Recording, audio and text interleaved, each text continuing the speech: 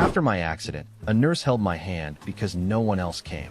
3 weeks in the hospital, 0 visits. When I got home, Mom said, "You should have called us." I simply said I did, 14 times. She went quiet.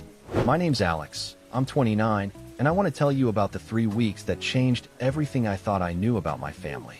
And honestly, about myself too. Because up until a couple of months ago, I was still making excuses for people who wouldn't cross the street for me, let alone cross town to visit me in a hospital. But I'm getting ahead of myself. Let me back up. I grew up in a mid-sized town in Ohio, the kind of place where everybody knows everybody and your mom's friends will report back if they see you buying the wrong brand of cereal. I'm the middle child of 3. My older sister Jolene is 32, and my younger brother Shepard is 25. And if you're already thinking that middle child syndrome is about to play a role in this story, congratulations, you win the world's least surprising prize. Growing up, our family looked fine from the outside. Dad worked in insurance. Mom was a receptionist at a dental office. And we had one of those houses with a wraparound porch that people would compliment when they drove by. But inside that house, there was this invisible scoreboard that I could never quite figure out the rules to. Jolene was the responsible one, the planner, the one who got her college applications done 6 months early and had a 5-year plan before she could legally rent a car. Mom adored her for it. They had this bond that I could see but never touch, like watching people laugh at an inside joke you weren't there for. And Shepard, well, Shepard was the baby. He could do no wrong. He once crashed Mom's car into a mailbox when he was 17, and somehow by the end of the week the story had been rewritten so that the mailbox was in a bad spot. That's the kind of magic Shepard operated under. He'd show up late to every family dinner, forget birthdays, bail on plans, and everyone would just shrug and say that's just Shep being Shep. Must be nice. Then there was me, Alex, the one who showed up. The one who helped Mom move furniture when she redecorated the living room for the 4th time. The one who drove 45 minutes to pick up Shepard when he got stranded at a concert because his ride ditched him. The one who sat with Dad in the garage while he rambled about fantasy football even though I couldn't care less about it, because he seemed lonely and I figured somebody should listen. I wasn't the star of the family. I was the utility player, reliable, available, and completely taken for granted. Now, I want to be clear about something. I don't think my parents were bad people. I don't think they sat around a table and said, "Hey, let's emotionally neglect the middle one and see what happens." It was more subtle than that. It was 1,000 small moments where I just wasn't the priority. Jolene had her first dance recital, and Mom was in the front row with a camcorder. I had my first baseball game, and Dad forgot to come because he was helping Shepard with a school project. Jolene graduated, and they threw a party. I graduated, and we went to Applebee's. Which, look, I like Applebee's as much as the next person, but you notice the difference. You pretend you don't, but you do. I moved out when I was 22. Got a job doing project coordination for a construction firm about an hour from home. It wasn't glamorous, but I liked it. I was good at keeping things organized, managing timelines, making sure nothing fell through the cracks. Ironic, considering how many cracks I'd been falling through my whole life. I got my own apartment, a decent little 1-bedroom with a balcony that overlooked a parking lot, which sounds depressing, but I put some plants out there, and it was actually kind of nice. I had a routine. Work, gym, cook dinner, call Mom once or twice a week, drive home for Sunday dinners when I could. And here's the thing about those phone calls and those Sunday dinners. I was always the one initiating. Always. I'd call Mom and she'd chat for a bit, but she never called me first. Not once in 7 years of living on my own. I'd show up for dinner, and it was nice enough, but nobody ever asked me how my week was. They'd ask Jolene about her promotion or Shepard about his latest hobby, which changed every 3 months like clockwork, and I'd just sit there eating pot roast and wondering if they'd notice if I didn't come next week. Spoiler alert, I tested that theory once. Skipped 2 Sundays in a row. Nobody called. Nobody texted. When I showed up the 3rd week, Mom said, "Oh, we missed you last week," like I'd only been gone once. That stung more than I wanted to admit at the time, but I kept showing up, because that's what I did. That was my role. Reliable Alex. Dependable Alex. The one who never makes a fuss and never asks for anything, and is always just sort of there. Like furniture. You don't think about a chair until you need to sit down. Anyway, the accident happened on a Tuesday. I remember that because I had just been joking with my coworker Deacon that morning about how Tuesdays are the most nothing day of the week. Mondays are terrible, Wednesdays are hump day, but Tuesdays just exist. Well, that particular Tuesday decided to prove me wrong in the worst possible way. I was driving home from a job site about 30 minutes outside the city. It had been raining all day, one of those cold late October rains that makes everything gray and miserable. I was on a two-lane highway, doing maybe 50, when a pickup truck coming the other direction hydroplaned across the center line. I remember seeing the headlights swing toward me and thinking this isn't happening, which is such a stupid thing to think because it very clearly was happening. The impact was on my driver's side. The truck hit me almost head-on, but at an angle, which is probably why I'm alive. My car spun, hit the guardrail, and I don't remember anything after that until I woke up in the hospital. I found out later that a woman in the car behind me called 911 and stayed with me until the paramedics arrived. I never got her name. Wherever she is, I hope she knows she's a better person than most of the people who share my last name. I woke up in the ICU 2 days later. Broken left femur, 3 cracked ribs, a punctured lung that they'd already treated, a concussion, and my left wrist was shattered. I looked like I'd lost a fight with a cement mixer. The first face I saw when I opened my eyes wasn't my mom's. It wasn't my dad's. It wasn't Jolene's or Shepard's. It was a nurse named Cordelia, who had apparently been checking on me every hour and was the one who noticed when I started to come around. She smiled at me and said, "Welcome back. Alex, you gave us quite a scare." And then she held my hand while she explained what had happened to me and what they'd done to fix it. She held my hand. A stranger held my hand because nobody else was there to do it. I remember lying there, groggy and broken and confused, looking past Cordelia at the empty chairs in my room and thinking, where is everyone? I didn't know the answer to that question yet, but I was about to find out. And honestly, I almost wish I hadn't. The first thing I did when I was coherent enough to use a phone was ask Cordelia to hand me mine. It had survived the crash in my jacket pocket, cracked screen and all, which felt like some kind of cosmic joke. My body was held together with surgical pins, and my phone looked about the same. I called Mom first. It rang 5 times and went to voicemail. I left a message. "Hey Mom, it's Alex. I was in a car accident. I'm at Riverside General. It's pretty bad. Can you guys come?" I waited an hour. Nothing. Called again. Voicemail again. Left another message, this time shorter. "Mom, it's me. I'm in the hospital. Please call me back." Over the next 3 days, I called 14 times. 14.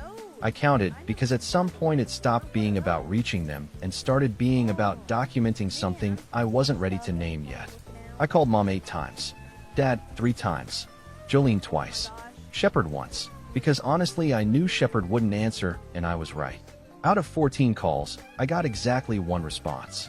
A text from Jolene on day 3 that said, "Hey, sorry, been swamped. Hope you're feeling better," followed by a thumbs up emoji. A thumbs up emoji. I had a tube in my chest, and she sent me a thumbs up. I found out later that Mom had told the family I'd been in a fender bender and was being dramatic. I don't know how she came to that conclusion. My voicemails were pretty clear.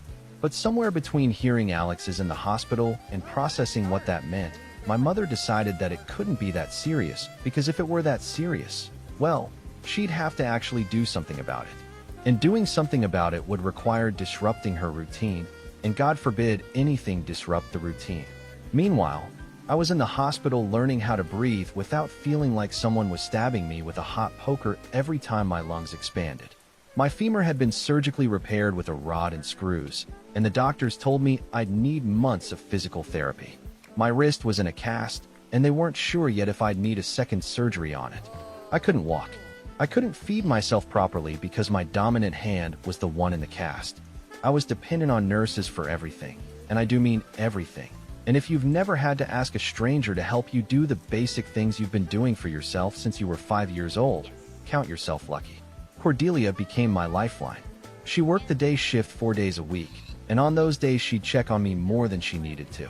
She'd bring me extra pudding cups from the cafeteria and sit with me during her breaks sometimes. One afternoon she asked me if I wanted her to call anyone for me, and I said I've been calling. They know. She got this look on her face, the kind where someone's angry on your behalf, but trying not to show it. And she just squeezed my shoulder and said, "Well, you've got me. I'm not going anywhere."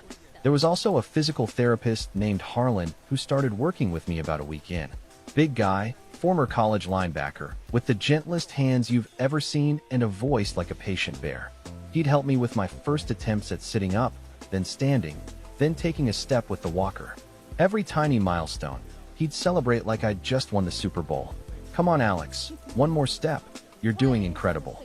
And I'd be sweating and shaking and wanting to cry. And this man I barely knew was cheering for me harder than my family ever had. Day 10. I called Mom one more time. She actually picked up. And the conversation went like this. "Alex, hi honey, what's going on?" "Mom, I've been in the hospital for 10 days. I called you 14 times. 14 times? I don't think that's right, sweetheart. I got one message from you saying you had a little accident. I figured you were fine. You're always fine." "Mom, I broke my leg. I cracked 3 ribs. My lung collapsed. I've had surgery. I am not fine." There was a pause. Then she said, "Well, why didn't you have the hospital call us?" I sat there with the phone against my ear and felt something shift inside me. Not break. Shift. Like a bone that had been out of place my whole life, finally clicking into position. And it hurt, but it also felt right. Because in that moment I realized she wasn't going to come. Even now, hearing exactly how bad it was, her instinct wasn't "oh my God, I'm on my way." It was, "Well, why didn't you try harder to reach us?" The burden was still on me. Even flat on my back in a hospital bed, it was still my job to make it easy for them. I said, "I called you 14 times, Mom. That's all I've got for you." And I hung up. She didn't call back. Day 14, 2 weeks in, and I'd had exactly 0 visitors from my family. Deacon from work came by twice. My neighbor, Mrs. Calloway, a 70-year-old woman who I sometimes carried groceries in for, took a cab to the hospital with a tin of cookies and sat with me for 2 hours telling me stories about her late husband. My buddy Riggins, who I play poker with once a month, drove an hour and a half to bring me a stack of paperback novels and a card that said "You're too stubborn to die," and I respect that. These people came. These people showed up. The people who shared my blood, who I'd driven across town for, who I'd rearranged my schedule for every single time they needed something. Couldn't be bothered to make one trip. On day 16, I got a text from Shepard. It said, "Yo, I heard you got banged up. That sucks, bro. Want me to send you some memes?" I stared at that text for a full 5 minutes. Then I turned my phone face down on the bed and asked Cordelia if there was any more of that butterscotch pudding. Day 18. Jolene called. Not to ask how I was, but to ask if I could still make it to her daughter's birthday party the following weekend. Her daughter Waverly was turning 4, and apparently the entertainment had canceled and Jolene was stressed about it. I told her I was still in the hospital and wouldn't be discharged for at least another few days. She sighed, like I was inconveniencing her. Then she said, "Well, Mom said you were mostly fine. I figured you'd be out by now." I said, "Jolene, I've been here for almost 3 weeks. I had surgery. I'm learning to walk again." Another pause. Then, "Oh, well, I hope you feel better. Let me know about the party though, okay?" I didn't respond. I just hung up and looked out the window at the parking lot below, which was gray and wet because October in Ohio is basically just different shades of gray. And I thought about every Sunday dinner I'd driven to, every phone call I'd made that was never returned, every time I'd helped someone move, fix something, showed up, and how the one time I needed them to show up for me, I got voicemails and thumbs up emojis, and "Yo, that sucks, bro." Cordelia found me crying that night. Not sobbing, just quiet tears that I couldn't stop. She sat on the edge of my bed and didn't say anything for a while. Then she said, "Alex, you deserve people who show up for you. And I know that's hard to hear right now because the people who should have been here first weren't. But that's not a reflection of your worth. That's a reflection of theirs." I nodded. I couldn't talk, but I heard her. And something inside me, that thing that had shifted during the phone call with Mom, it settled into place. Permanently. I was done being the one who always showed up for people who would never do the same for me. I just didn't know yet what that decision was going to look like in practice. I got discharged on day 21. 3 full weeks in that hospital. Cordelia hugged me on my way out, carefully because my ribs were still tender, and she slipped me a piece of paper with her phone number on it. She said, "If you need anything, you call me. Not your family. Me." I laughed and promised I would. Harlan shook my hand and told me he expected to see me crushing it in outpatient therapy, and that if I slacked off he'd come find me. I believed him. My buddy Riggins picked me up. He'd offered without me even asking, which is the thing about real friends. They don't wait for you to beg. He pulled up in his beat-up Jeep and helped me get in with my walker and my bag of hospital belongings. And on the drive home, he didn't ask me a bunch of questions or try to make me talk about my feelings. He just put on some music and drove.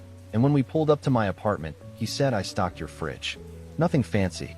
Eggs, bread, some of that soup you like. It's not gourmet, but you won't starve. I almost lost it right there in his passenger seat. This guy, who I saw maybe once a month for poker and the occasional football game, had thought about what I'd need when I got home. My own mother hadn't thought about it at all. The first week back was rough. I could barely get around my apartment with the walker. Taking a shower was a 45-minute ordeal that left me exhausted. Cooking was nearly impossible with one hand in a cast, so I lived on microwavable meals and whatever I could manage with my right hand. I had a home health aide who came 3 times a week, a quiet woman named Rosalind who was all business, but in a comforting way. She'd help me with exercises, check my incisions, and make sure I wasn't overdoing it. Every time she left, the apartment felt enormous and silent. I didn't call my family, and for 5 days, they didn't call me. 5 days after I got out of the hospital following a major car accident, and not a single call from my parents, my sister, or my brother. I want you to sit with that for a second, because I had to sit with it for a lot longer than a second, and it was one of the loneliest feelings I've ever experienced. On day 6, Mom called. Not to ask how I was settling in, not to offer help, not to say she was sorry she hadn't come to the hospital. She called because it was almost Thanksgiving and she wanted to know what dish I was bringing to dinner. Just like that. Like nothing had happened. Like I hadn't spent 3 weeks in a hospital bed with nobody from my family visiting. Like the 14 unanswered calls were just a little hiccup that we could all move past because, hey, Turkey Day was coming up. I said, I'm not coming to Thanksgiving, Mom. Silence.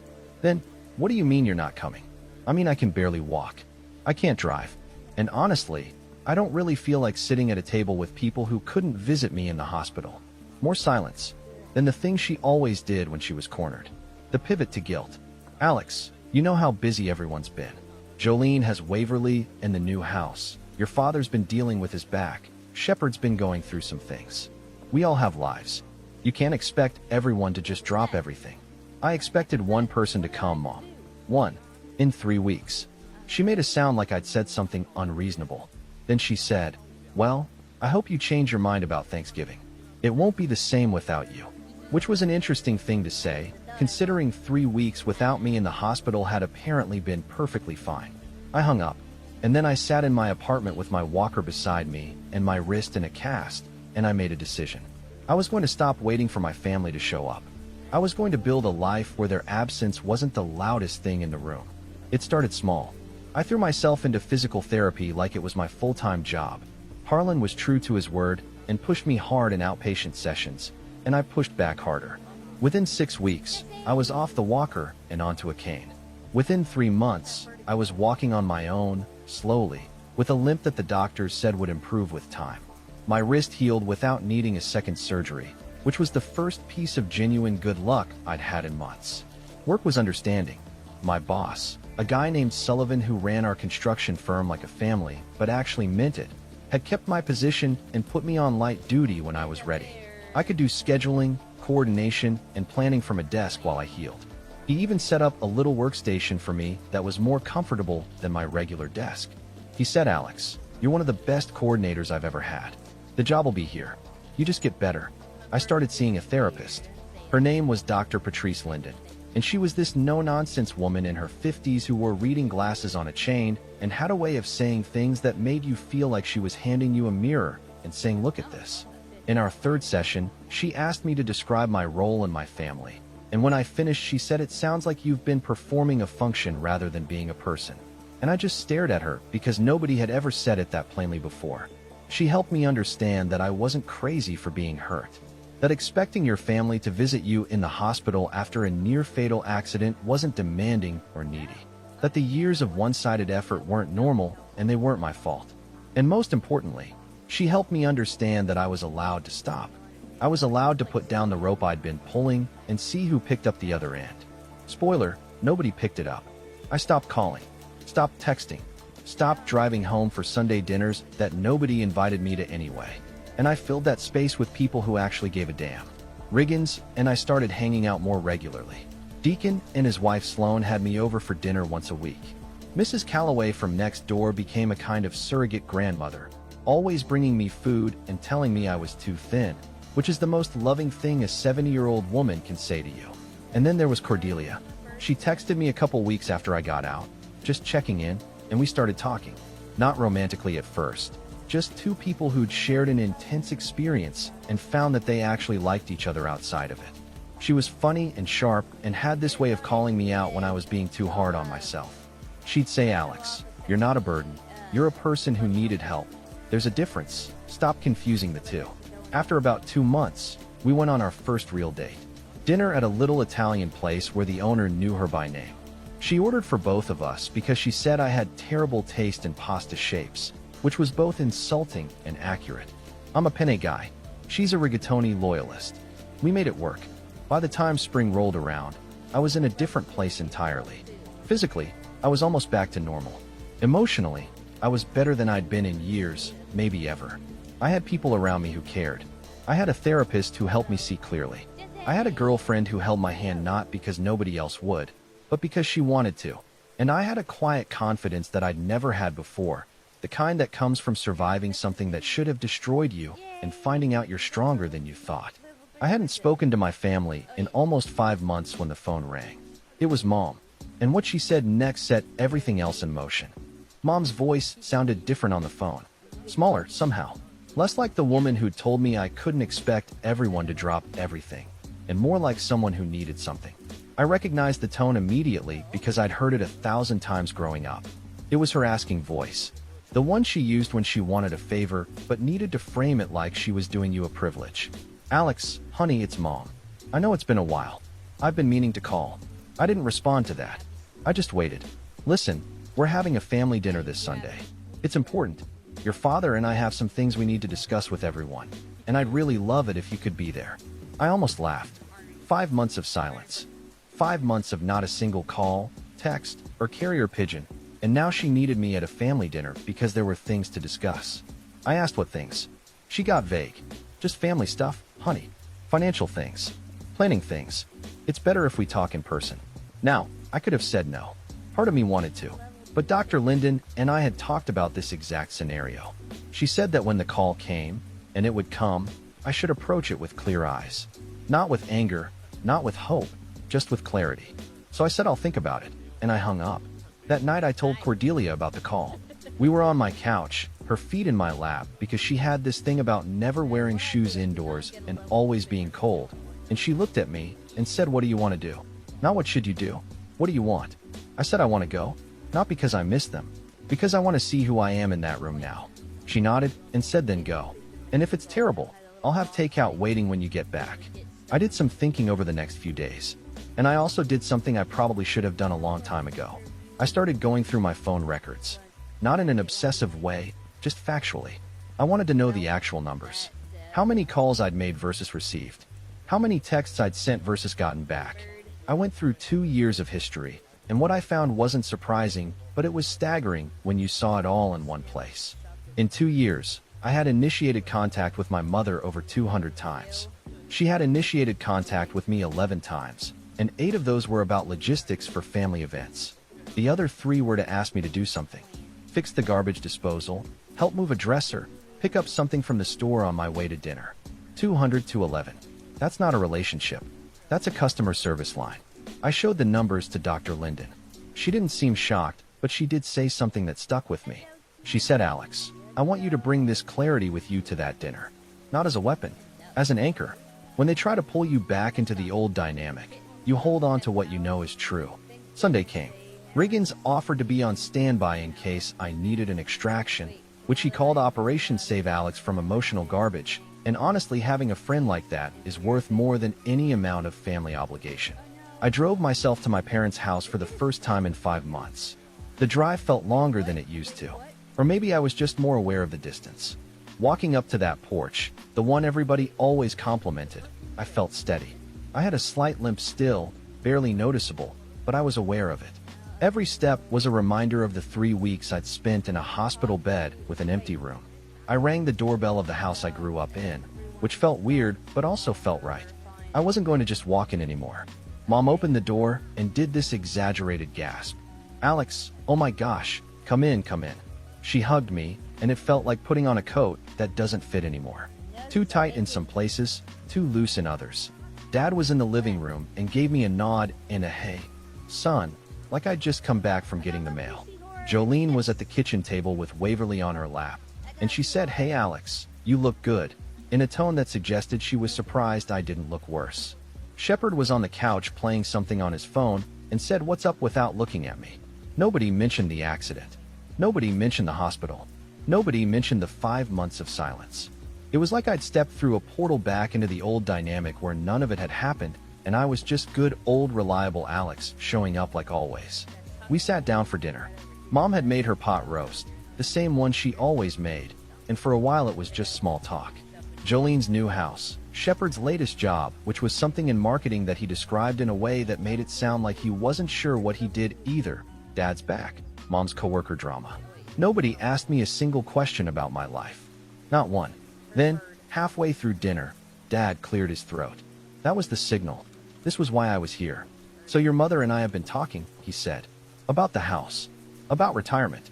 About the future." He went on to explain that they were thinking about downsizing. The house was too big, the maintenance was too much, and they wanted to move into something smaller. A condo, maybe. Closer to Jolene, who lived about 20 minutes away. But here was the thing. They had some debt they hadn't told us about. Credit cards, a second mortgage they'd taken out a few years ago, some medical bills from Dad's back treatments. The total was around $60,000. The room got quiet. Then Mom jumped in, and this is where it got interesting.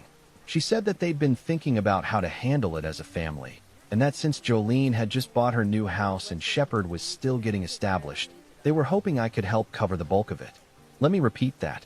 My parents, who didn't visit me in the hospital, who didn't call me back, who didn't come to see me when I couldn't walk, were now sitting across from me asking me to pay off their $60,000 debt because my siblings were too busy spending money on themselves. I looked at Mom. She had that look, the one I'd seen my whole life. The expectant look. The one that said, "Of course you'll do this because you're Alex and Alex always helps and Alex never says no." I looked at Dad. He was studying his plate like the pot roast was suddenly fascinating. Jolene was looking at me too, and I could see it in her eyes, the quiet assumption that this was my role. Shepard was still on his phone. I put my fork down, and I said, very calmly, "Why me?" Mom blinked. "What do you mean?" "I mean, why me? Why am I the one being asked to take on the bulk of this?" "Well, you don't have a mortgage, you don't have kids, you're the most financially stable of the three of you right now. So because I've been responsible with my money, I should pay for your debt?" "It's not like that, Alex. It's family. We help each other." I let that sentence hang in the air for a moment. Let it float there where everyone could see it. Then I said, "Do we?" "Because I was in the hospital for 3 weeks, Mom. 3 weeks. And not a single person at this table came to see me. Not one. So I'm just curious about this we help each other thing, because it seems like it only goes in one direction." The silence was deafening. Jolene put down her fork. Dad looked up from his plate. Even Shepard glanced up from his phone. And Mom, she did what she always does when confronted with something she can't spin. She went quiet. I didn't yell. I didn't storm out. I sat there, steady, and I waited. Because I knew what was coming next, and I wanted them to hear themselves say it. And they didn't disappoint. Mom broke first. She always did.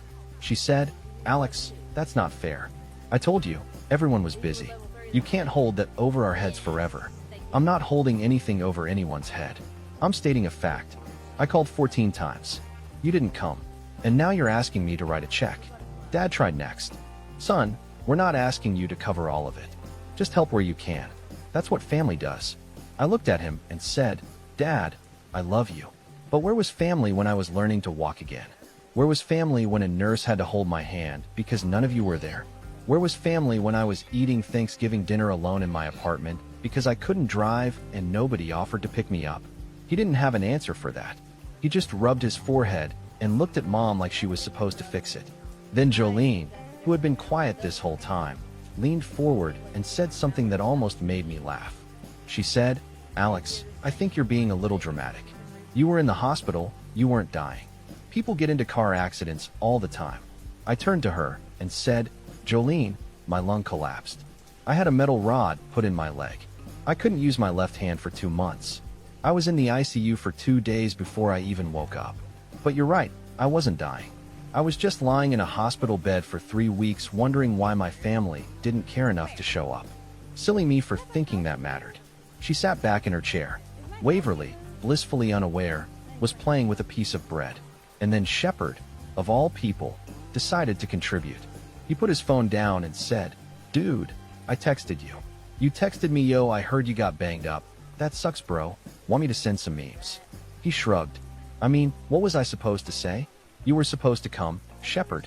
You were supposed to get in your car and drive to the hospital and sit in the chair next to my bed. That's what you were supposed to do. He looked genuinely confused by this concept, like I'd just explained a math equation in a language he didn't speak. Mom tried one more time. She pulled out the big gun, the guilt voice, the one that had worked on me for 29 years. "Alex, please. We need your help. This is serious. If we can't get out from under this debt, we might lose the house." And here's where all those months of therapy, all those conversations with Dr. Linden, all that work I'd done on myself paid off. Because the old Alex would have folded. The old Alex would have said, "Of course, Mom. Let me see what I can do." The old Alex would have drained his savings to fix their problem and then gone home and felt hollow and used and done it all over again the next time they asked. But the old Alex was gone. He'd been left behind in a hospital room with 14 missed calls and an empty visitor's chair. I said, "Mom, I hope you figure it out. I really do. But I'm not the one who's going to fix this for you." She stared at me. Then she said the thing that sealed it. She said, "You should have called us when the accident happened.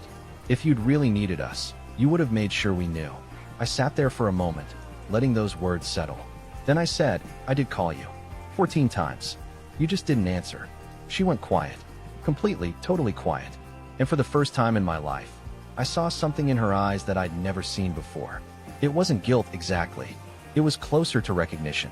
Like she was seeing the full picture for the first time and realizing she couldn't rearrange the pieces to make herself look better. I stood up from the table. I didn't slam my chair. I didn't raise my voice.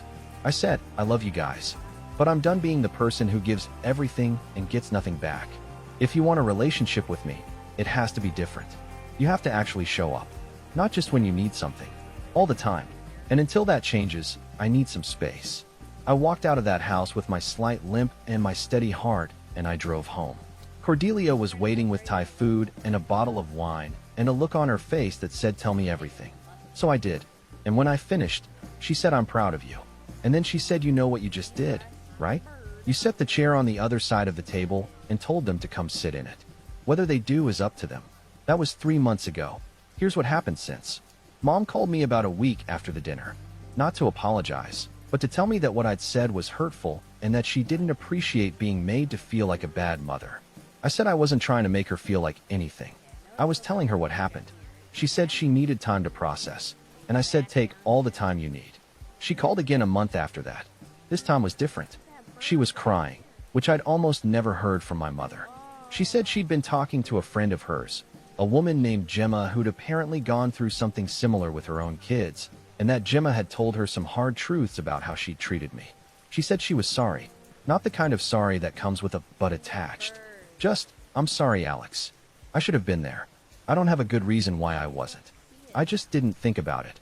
And that's worse than any excuse I could give you." I told her I appreciated that, and that I loved her, and that it would take time. She said she understood. Dad called me separately, which he'd never done in my life.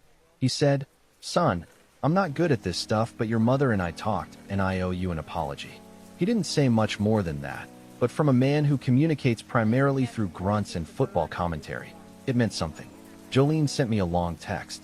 I'll give her credit, it was thoughtful. She said she'd been thinking about what I said, and that she was ashamed of herself. That she'd told herself I was fine because that was easier than dealing with the fact that she hadn't been there. She said she wanted to be better and asked if we could have lunch. We did. It was awkward at first, but by the end we were laughing about something stupid from childhood, and it felt like a crack in the wall. Shepard. Well, Shepard's still Shepard. He texted me my bad bro with a fist bump emoji. That's about what I expected. But he also showed up to my apartment unannounced last week with a six-pack and asked if I wanted to watch the game. He didn't mention the hospital or the dinner or anything heavy. He just sat on my couch and watched football and made bad jokes about the commentators. And you know what? For Shepard, that was showing up. That was his version of it, and I'll take it. As for the debt, my parents worked it out. They sold the house, paid off what they owed, and moved into a smaller place near Jolene. It wasn't easy and it wasn't pretty, But they did it without my checkbook, and honestly I think that was better for everyone. And me? I'm doing great. Really, actually great. I'm back at work full-time. Sullivan promoted me to senior project coordinator with a raise that made me do a double take. My leg is almost 100%. The limp is barely there, and Harlan says I'm one of his best recovery stories. Cordelia and I just signed a lease on a place together, a 2-bedroom with a balcony that overlooks a park instead of a parking lot, which feels like a metaphor I didn't plan but appreciate anyway. Riggins is our most frequent dinner guest, and he's taken to calling Cordelia the upgrade, which she finds hilarious and I find deeply accurate. I still think about those 3 weeks sometimes. The empty room, the 14 calls, the nurse who held my hand when my own mother wouldn't answer the phone. But it doesn't make me angry anymore. It made me who I am now. Someone who knows his worth. Someone who doesn't confuse being needed with being loved. Someone who finally stopped showing up for people who were never going to show up for him, and found the ones who would. So if you're reading this, and you're the person who always gives and never gets, the one who drives across town and never gets a call back, the one sitting in someone's life like furniture that nobody notices until they need to sit down, I want you to know something. You're allowed to stop. You're allowed to put down the rope and see who grabs the other end. And if nobody does, that tells you everything you need to know. Not about you, about them. As for Mom saying I should have called, yeah, I did. 14 times. And I'm done dialing.